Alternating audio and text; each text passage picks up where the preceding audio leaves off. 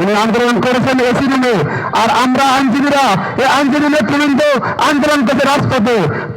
আপনারা যারা বিচার বিভাগকে স্বাধীন বলেন, সেই বিচার বিভাগ নিয়ে কেন মন্তব্য করেন?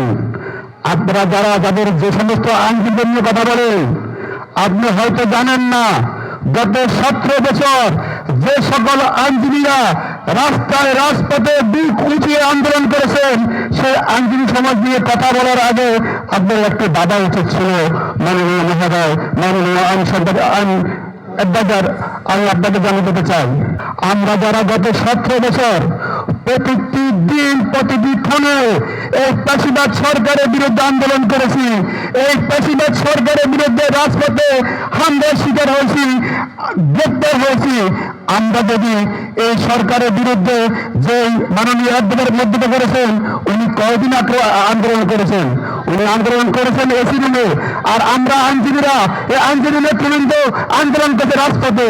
তাই আজকে এই প্রতিবাদ সভা থেকে ওনাকে জানিয়ে দিতে চাই, দয়া করে একটি স্বাধীন বিচার বিভাগ নিয়ে আপনি দয়া করে কোনো মন্তব্য করবেন না, যে মন্তব্য সাধারণ আইনজীবীরা অত্যন্ত মনে কষ্ট পায় এবং আন্দোলন সংগ্রামের প্রস্তুতি নেয়, এবং যে আইনজীবীদের নিয়ে আপনি কথা বলেন, সেই আইনজীবী নেতারাই এই পেশিবাদের বিরুদ্ধে যুদ্ধ করেছে।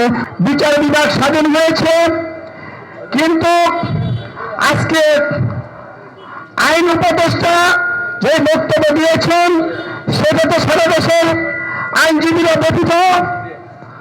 সব মশার বিরুদ্ধে সুরক্ষা দিতে এলো বসুন্ধরা এক্সট্রিম অ্যারোসল, মশার বিরুদ্ধে এক্সট্রিম সুরক্ষা। আমরা অনুরোধ না, হুঁশিয়ারি উচ্চারণ করে বলতে চাই, আপনি আপনার বক্তব্য অতি শীঘ্র প্রত্যাহার করে দিবেন।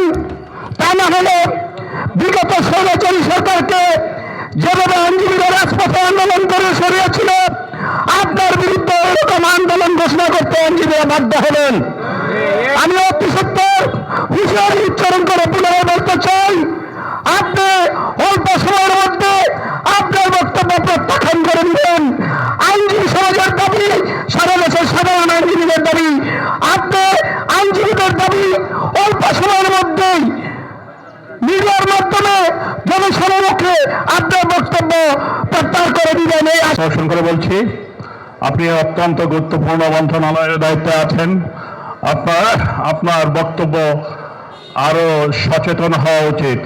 আমরা আশা করছি আগামী দিনে আপনার বক্তব্য অত্যন্ত সুন্দর এবং সচেতন হবে, এবং আইনজীবীদেরকে আপনি কোনো রকম আহত করবেন না বলে আমরা আশা রাখি। অত্যন্ত দুঃখের বিষয়, আমাদের আইন উপদেষ্টা উনি সবকিছু জানেন, কোন আইনজীবীর বিরুদ্ধে কি বলতেছেন তাও জানেন, রাজপথে তারা কি করছে সব জানেন।